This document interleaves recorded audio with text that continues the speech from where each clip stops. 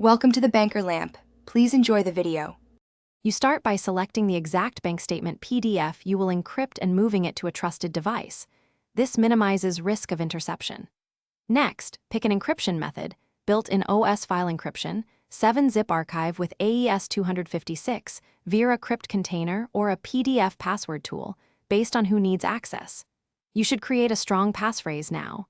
At least 12 characters mixing upper/lowercase, numbers, and symbols, because a robust passphrase resists brute force and protects your financial. Once done selecting the tool, perform the encryption step by step. For 7-zip, add the statement to an archive, select AES 256, enable filename encryption, and enter your passphrase. This produces a single encrypted file. For PDF tools, apply a strong password and set permissions to restrict printing or copying.